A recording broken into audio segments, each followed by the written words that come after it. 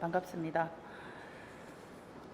권성현 부위원장님, 부의장님을 비롯한 그리고 선배 동료 의원 여러분, 장금용 권한 대행을 비롯한 공무원 여러분 반갑습니다. 건설해양농면의 김민아 의원입니다. 본 의원은 지난 5일 5분 자유 발언을 통해 자율통합지원금의 연장과 교통교부세 산정 기준 개선을 촉구한 적이 있습니다. 오늘 이 자리에서는 관련하여 통합 창원시 출범 이후 15년간 우리가 받아온 행정적 또는 재정적 불이익과 그에 따른 창원시의 대응을 짚어보고 앞으로 어떤 조치를 취해야 할지 함께 고민해 보고자 합니다. 2009년 정부는 자치단체 자율통합 지원 계획을 발표하며 지방자치단체 간 통합은 도시 경쟁력 강화를 위한 출발점이라고 했습니다. 그렇게 2010년 우리가 통합이 되고 창원시가 출범하고 15년이 지났습니다. 15년이 지난 지금 우리에게 남은 것은 무엇입니까? 자료화면 1번 보여주십시오. 보시면 저 주황색 그래프는 전국 평균입니다. 2011년 통합 직후부터 창원시의 재정 자립도가 전국 평균보다 낮아진 것을 확인할 수 있습니다. 코로나 팬데믹을 겪으며 급격히 낮아진 재정 자립도가 아직까지 20%를 넘지 못하고 있습니다. 2023년 창원시의 재정 자주도 역시 55.8%에 불과합니다. 이것이 정부가 말한 도시 경쟁력 강화인지 묻고 싶습니다. 장금용 권한대행님 질문 드리겠습니다. 자료화면 2번 보여주십시오. 지방분권균형발전법 제50조 예산에 관한 지원 및 특례에 대해 질문 드리겠습니다. 제50조 1항에 따르면 국가는 통합에 직접 사용된 그런 비용을 통합 지방자치단체에 지원할 수 있습니다라고 되어 있습니다. 통합창원시 출범에 직접 사용된 비용과 정부 지원 비용을 설명해 주시기 바랍니다.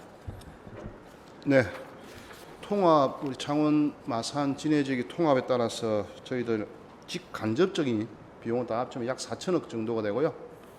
그에 따라 정부에서 지원한 비용, 교부금이라든지 그런 걸 합쳐서 약 한 2천억 정도 되는 걸로 알고 있습니다. 예, 직접 비용보다 정부 지원 비용이 조금 많으니까 정부가 적극적으로 통합에 그 창원시에 지원을 했다고 볼 수는 있습니다만 자료화면 3번을 보시면 행정안전부는 직접 비용을 예측이 가능하고 필연적으로 투입되는 비용이라고 정의하면서도 세 개의 시를 통합하는 과정에서 표지판 정비와 청사 재배치 등 극히 일부 항목에 대해서만 직접 비용으로 인정을 했습니다. 이거는 명백히 모순입니다. 복지 수준 조정에 들어간 비용 보이시죠? 이건 역시 충분히 예측할 수 있으며 반드시 필요한 비용입니다. 하나의 기초자치단체가 동별로 복지 수준이 다른 경우를 보셨습니까? 그럼에도 불구하고 행정안전부는 복지 수준 조정 비용을 정책 조정 과정에서 해당하는 비용으로 분류하고 직접 비용에서 제외한 것입니다. 통합 창원시 출범 직접 비용과 관련하여 추가적으로 예산을 요청한 적이 있습니까? 저희들 당초에 말씀하신 2010년도 당시에 저희들 통합 지원과 관련된 비용을 지원을 받은 거였고요. 그 다음에 또 한번 10년 뒤에 저희들 국회 행정안전부 기재부 등에서 건의를 해서 2020년 한 건 12월경에 건의문 한 건 발송 그게 다라는 말씀이잖아요. 1차 연장을 이제 한번 했고요. 또 2차 연장을 위해서 지금 법 개정을 위해서 지금 노력 중입니다. 지금 의논하고 있습니까? 2차 연장을 위해서. 예, 2차 연장을 위해서 국회 찾아뵙고 있고요. 행정안전부 기재부 지금 그 건의하고 설명하고 있고요. 또 김종량 의원님께서 또 그 안도 발의를 좀 해놓은 상태입니다. 예, 그렇습니다. 그러면 자료화면 2번을 다시 한번 보여주시면요. 2번을 보여주세요. 그리고 지방분권균형발전법이라고 여기 제가 말씀드렸죠. 50조 2항에는 지방자치단체 통합으로 절감되는 그 운영경비 일부를 또 지방자치단체에 지원할 수 있다라고 나옵니다. 창원, 마산, 진해의 통합으로 절감된 운영경비가 무엇이 있습니까? 우리가 3개 지역이 있다가 한 개 지역으로 통합을 함으로 인해서 보통 가장 통상적으로 이야기하는 운영되는 절강 경비라는 것은 그 행정에 상가기관에 따로 수행했을 때의 행정의 그 행정이 중복에 따른 기능 해소에 따라서 저희들 비용이 보통 대표적이고요. 그게 저희들이 지금 현재 약 추계하는 게 한 450억 정도 되는 거예요. 예, 450억입니다. 저도 이거 추산한 계산이 그렇습니다. 예. 그러면 이 450 중에 창원시에 적용되는 예산은 얼마입니까? 별도로 절감되는 운영 경비에 대해서 따로 떼어내서 저희들한테 지원하고 그러지 않는 걸로 알고 있습니다. 다 퉁쳐서 하는 걸로 알고 있습니다. 예, 그렇습니다. 절감된 운영 경비 중에 어느 정도가 창원시 예산이 지원된지 정확히 알 수 없는 그것이 문제입니다.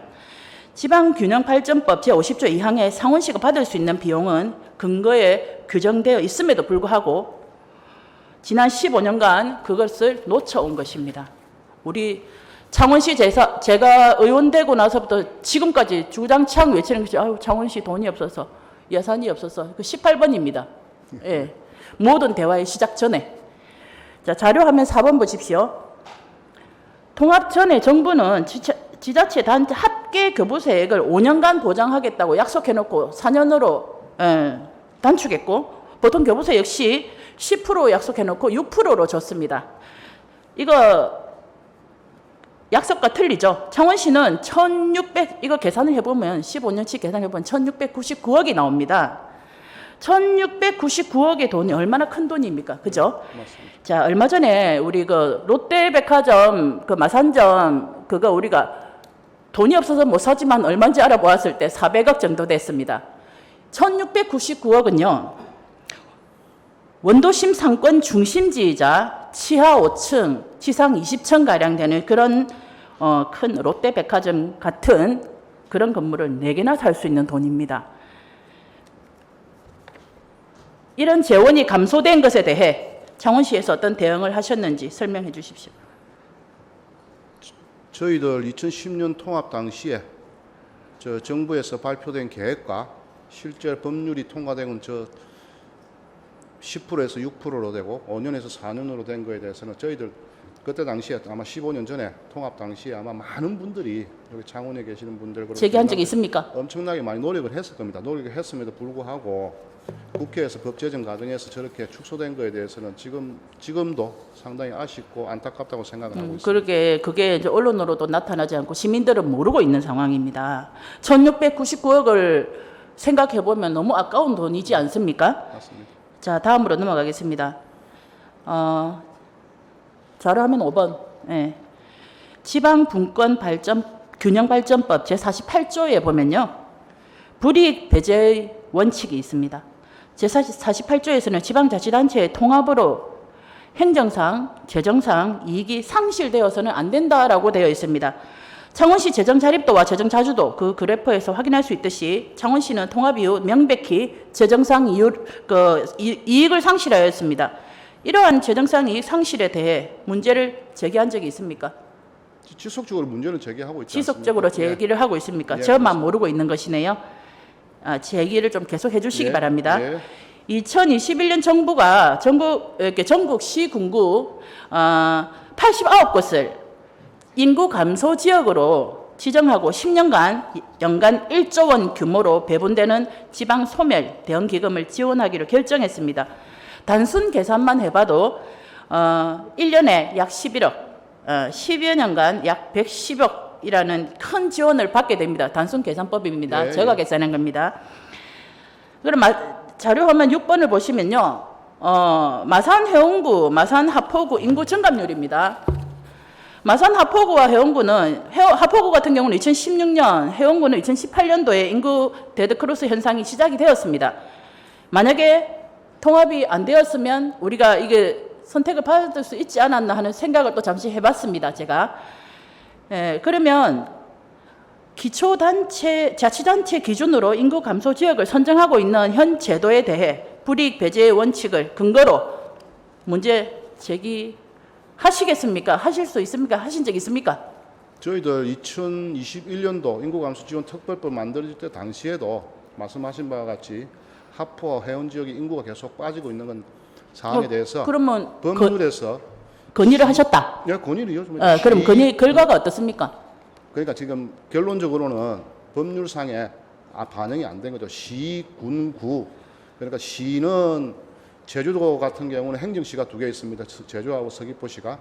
그게 이제 그거는 포함이 됐는데 따로 저희들 구에는 행정구가 포함이 안 됐습니다. 그래서 저희들도 마산해운이라든지 하포 쪽은 가능할 수 있도록 문을 열어달라고. 구가 계속. 예전에 시였습니다, 전부. 그렇죠. 그건 네. 압니다. 그래서 저희들 통합된 지역에 대해서는 안양이라든지 수도권에 있는 구는 일상적인 구로서 일반구가 된 거고요.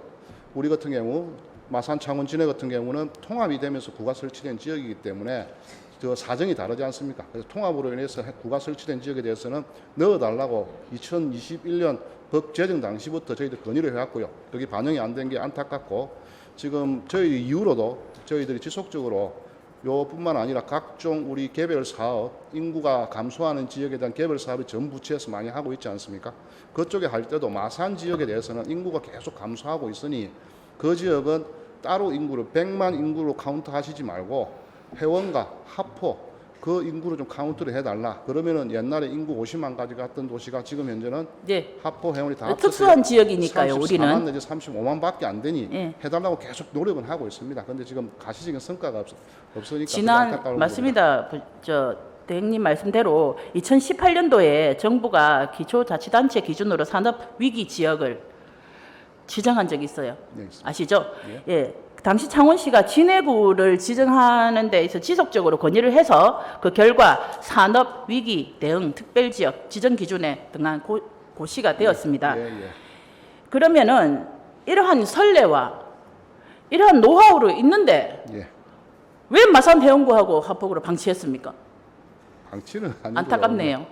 저희들 2021년 법 만들 때부터 많이 노력을 했지만 반영이 안 된 건데요. 더 노력해가지고 그 부분에 대해서 인구 감소 지역에 있어서의 통합으로 인해 만들어진 구에 대해서는 거기 포함될 수 있도록 저희도 더 노력하겠습니다. 예, 부탁드리겠습니다. 그리고 마산 해운구 하포구 주민들이 다시 째자까지 말이 나오고 있습니다. 이상입니다. 그리고 질문 자료화면 7번 한번 보시겠습니다.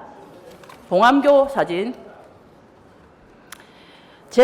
도로법 제15조 1항 2조에 따르면 시청 또는 군청 소재지를 연결하는 도로, 이게 지방도로라고 하죠. 예. 예.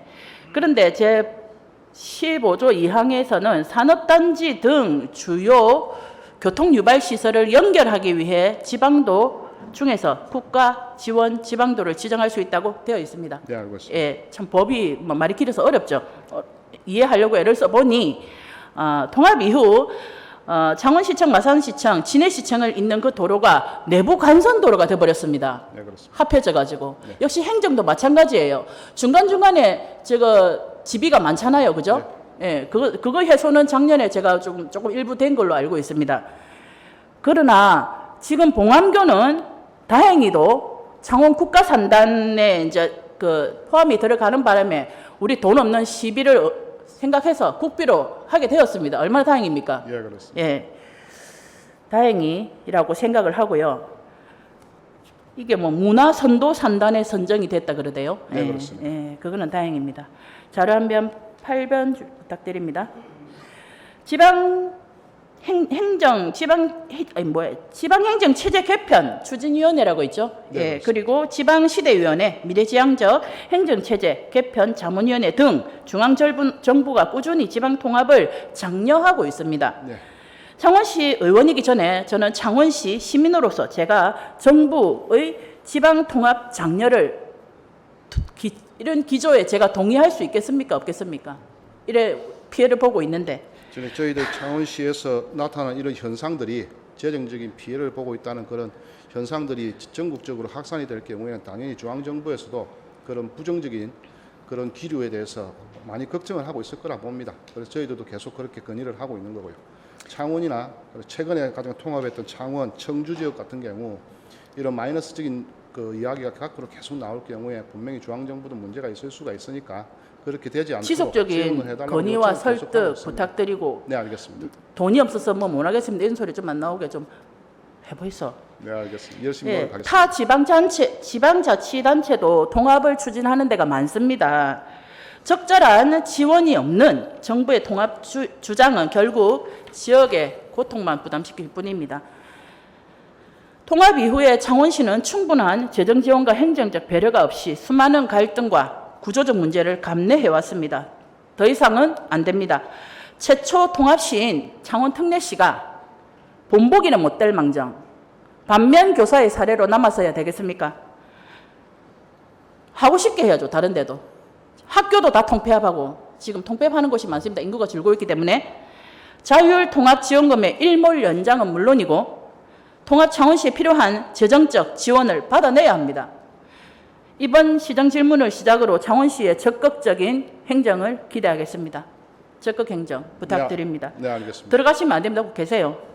계시고 또 다른 질문이 추가로 있었습니다. 수소 에카 플랜트 사업에 대해 질문 드리겠습니다. 네. 자료화면 9번 부탁드립니다. 잘 보시면 뭔지 아실 거예요. 여러분들이 모두. 창원시 숙소 에카 플랜트 사업 행정사무감사를 제가 마치고 나서 사무감사관실에서 감사가 마무리될 시점에 수사 의뢰서가 접수될 예정이었으나 뜬금없이 종료다 보류다 말이 나와가지고 제가 대행님께 전화 드린 적이 있습니다. 기억하시죠? 네. 저 자료는 어떤 문서입니까? 2024년 써져 있는 그 2023년 11월 7일경에 그 담당 부서에서 해서 수소액화 사업을 수행하는데 초기에 좀 재정적인 문제가 있어서 재구조화를 하겠다는 계획을 갖다가 보고했던 문서입니다. 재구조화 계획은 홍남표 시장이 반대해서 결재하지 않은 것으로 제가 알고 있는데요. 네. 그 지난 조사 특위에서 밝혀진 내용입니다. 네. 그럼에도 제1부시장께서 시장 결재란에 정결 처리한 이유가 무엇입니까? 밑에 사인을 해놓고 위에다가 정결 도장. 이런 문서는 우리가 통상적으로 미완성 문서라고 얘기하는데 어떻습니까?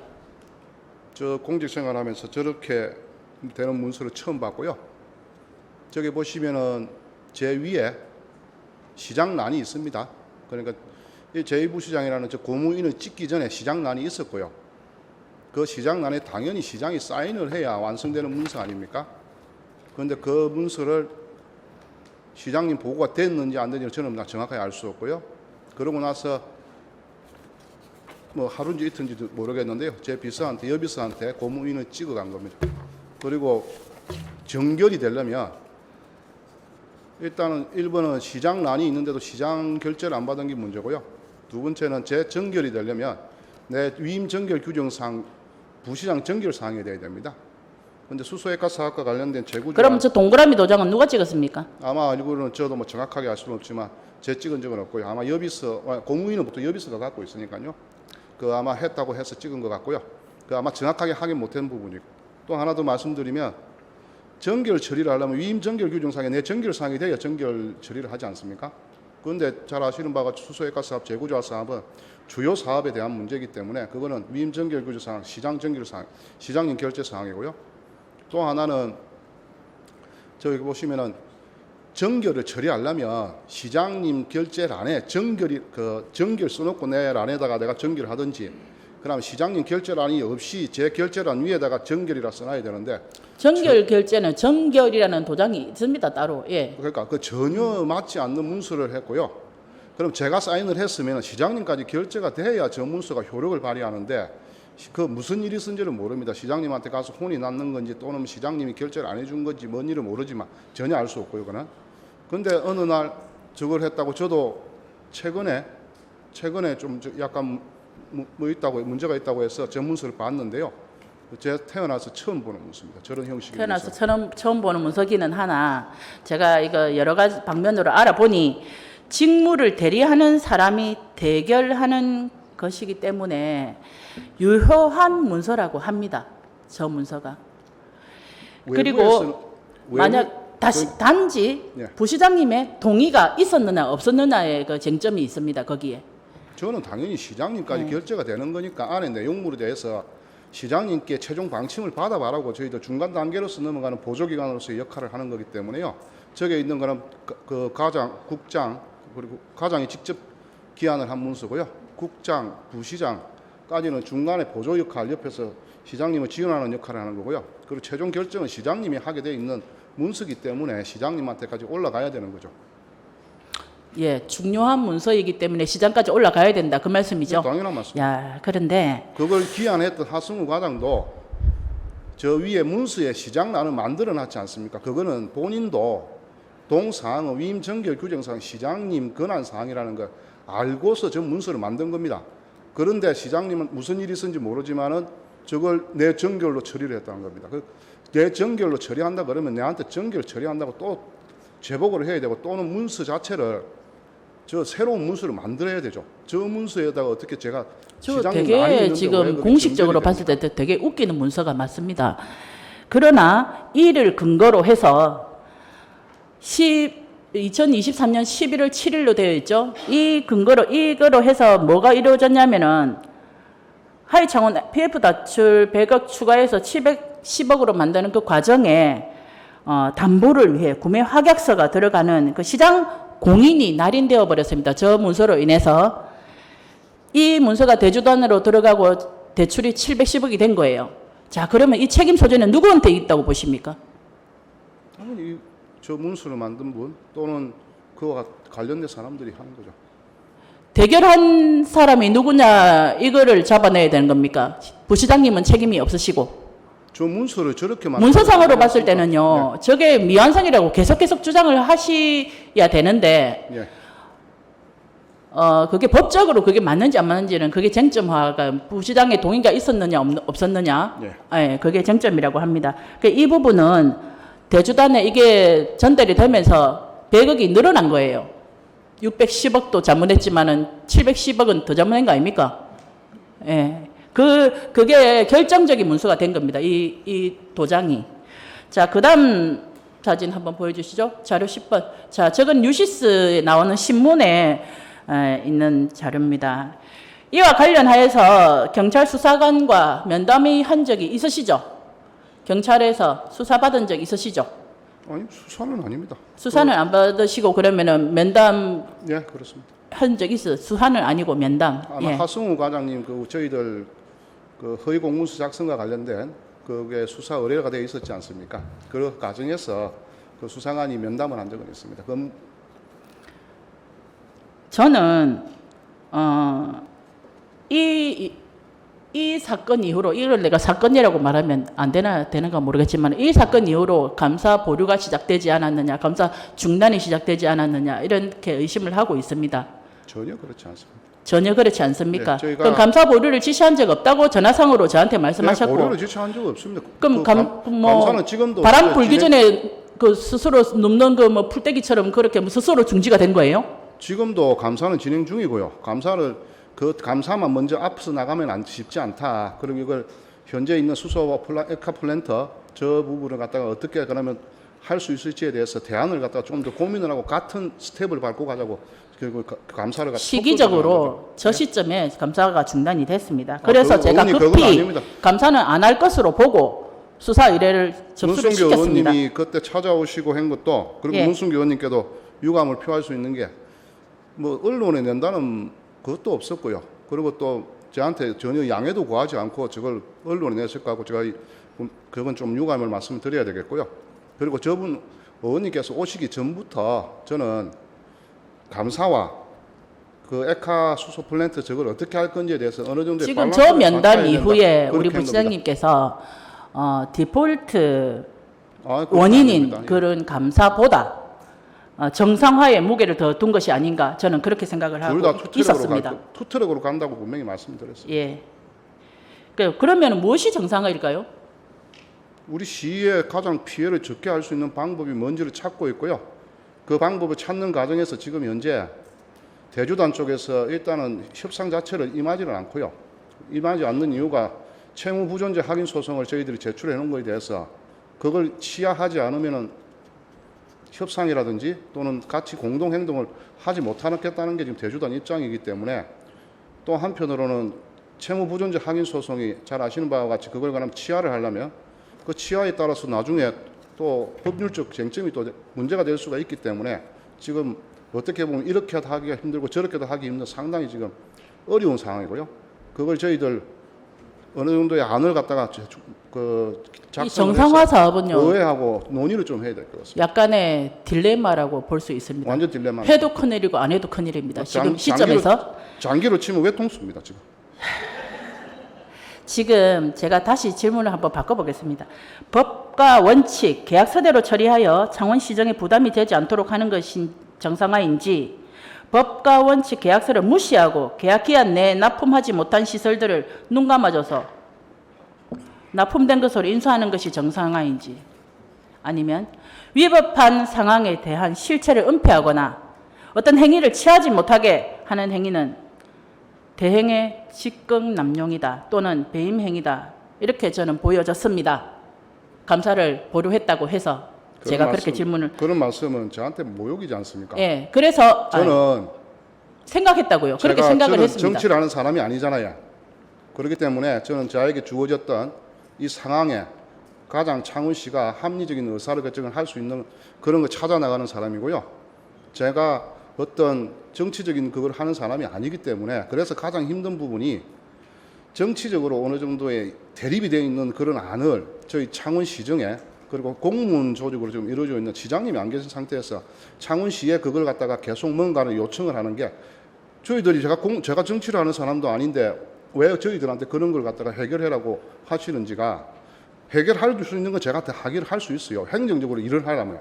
그런데 그렇지 맞습니다. 않은 걸 저희들에게 시정에 그 말씀을 하는 거는 예. 저 너무 힘듭니다. 그거는. 예, 맞습니다. 저희 생각을 말씀드렸고, 이제 부시장님 생각도 제가 전해 들었습니다. 다음 질문입니다. 3월 특위 종료 후에 수사 의뢰서가 4월에 의결이 된 사안입니다. 4월까지 감사를 마무리했어야 함에도 불구하고 결국 보류로 결정이 났기 때문에 제가 시정 질문을 하고자 한 것이고요. 사업 재구조와 결제 공문 서류, 저 서류는 좀 밝혀져야 한다고 생각을 합니다. 저도 그걸 어떤 식으로든지 그 동그라미 도장을 누가 찍었느냐? 법 소송을 통해서라도 밝혀내겠습니다. 첫 단추를 잘못 끼운 민선 7기가 1차 잘못이라면 이를 바로잡지 못하고 방치하여 시효가 상실되도록 내버려둔 행위 역시 2차 잘못으로 기결됩니다. 그 책임은 권한대행이 지게 될 것입니다. 만약에 이게 패소한다면, 진다면 이에 대해서는 어떻게 생각하십니까? 저에게 주어진 업무를 내가 잘 못해서 문제가 있으면 당연히 여기 있는 사람들이 제가 책임지는 거고요. 저는 그렇지 않고 이것은 다른 어떤 예를 들어서 이전 시장님이 잘못되면 이전 시장님들이 책임질 거고요. 지금 제가 있는 동안에 문제가 생기는 부분이 있으면 당연히 제가 또 책임질 거죠. 그것이 책임 행정이라고 생각하신다. 제가 그래 이해해도 되겠습니까? 네, 공직자로서 책임을 하고 싶은 생각은 없습니다. 아유, 질문도 쉽는데 답변하시느라고 수고하셨습니다. 네. 들어가셔도 좋습니다. 감사합니다. 수사 중에 감사가 가능합니까? 혹은 감사 중에 수사가 가능합니까? 또는 유력 정치인은 잘못을 해도 수사를 안 받아도 되는 것입니까?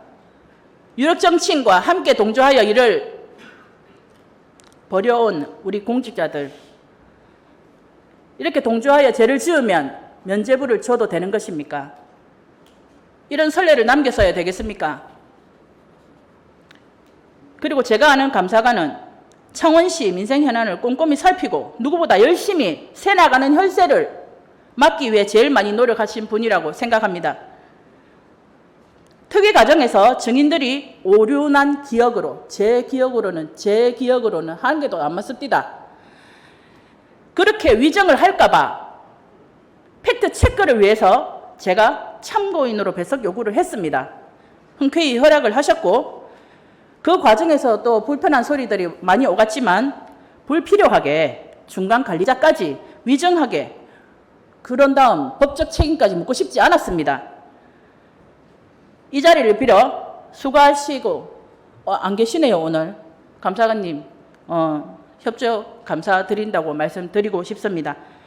공정이 사회 중심 가치가 되는 시대에서 창원 시민 누구나 이해할 수 있는 그런 명쾌한 결정이 내려지기를 바랍니다. 이상입니다. 경청해 주셔서 감사합니다.